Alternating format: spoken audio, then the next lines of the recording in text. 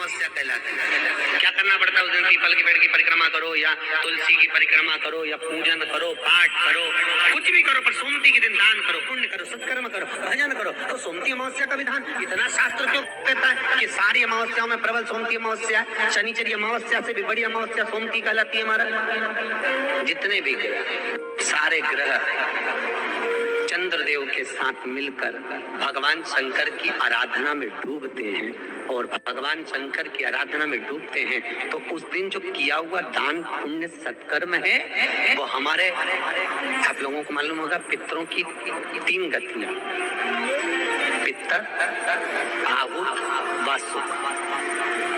कितने? 3। गर्भ में जो चले गया आहुत है, तुम्हारी अवस्था में गया जिसकी शादी नहीं हुई, पितर। अधोगति में अचानक बहुत सारी तमन्ना थी, बहुत कुछ करना चाहता था और अचानक चले गया, मर गया, पितर गिनती है। जो एक्सीडेंट आदि, खांसी, सुसाइड, बस 3।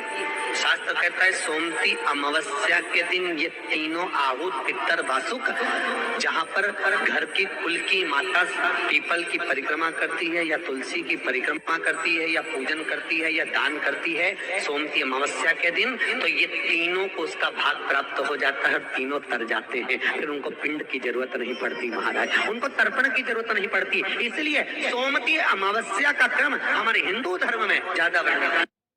जितने आस्था चैनल पर कथा सुन रहे हो, जितने फेसबुक और यूट्यूब पर सुन रहे हो, बहुत सावधानी से सुनना।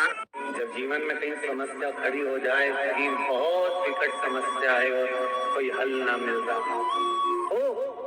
हो जाता है, जीवन में कोई घड़ी ऐसी आके खड़ी हो जाती है जहाँ पर हमको सोचने के लिए भी समय नहीं है, तब सोमवार के दिन जो अमावस्या पड़े वो सोमती अमावस्या कहलाती है।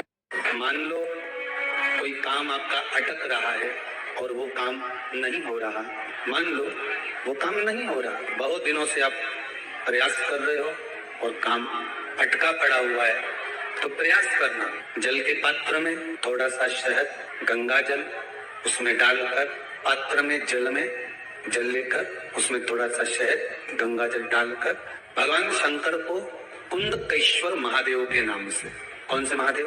कुंदकेश्वर। कहते हैं बहुत बांधाओं में जब व्यक्ति पड़ जाता है, बहुत बांधाओं में जब व्यक्ति चला जाता है, कुछ ना कुछ समस्याओं में जब व्यक्ति फंसा रहता है, पड़ा रहता है, तो कुंदकेश्वर महादेव का स्मरण करना चाहिए। पढ़ने वाली सोमती अमावस्या को मत छोड़ना।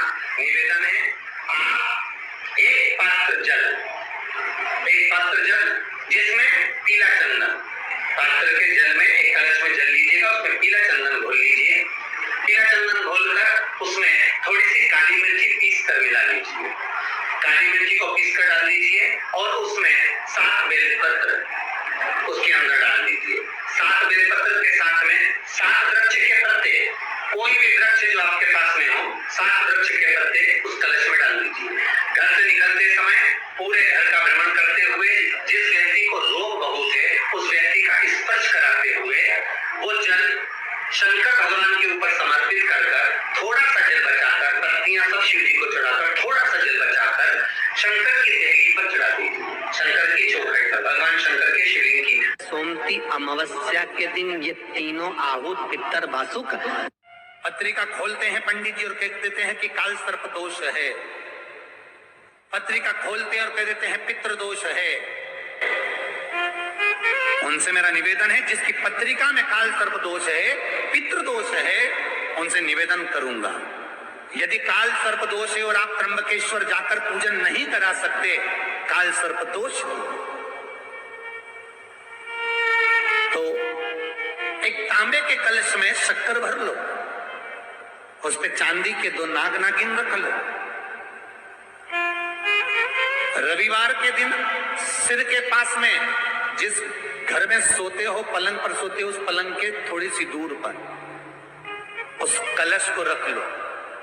सोमवार को स्नान करो, सुबह जल्दी उठकर दोनों नाग नागिन की पूजन करो, घर में किसी से ज्यादा बात ना करो, स्नान कर कर पूजन कर कर थोड़ा सा कटोरी में कच्चा दूध लेकर उस नाग नागिन पर चढ़ाकर पूजन कर कर, सफेद फूल 2 चढ़ाकर उस कलश को ले जाओ और शंकर जी के शिवलिंग पर ऐसे अर्पण कर दो।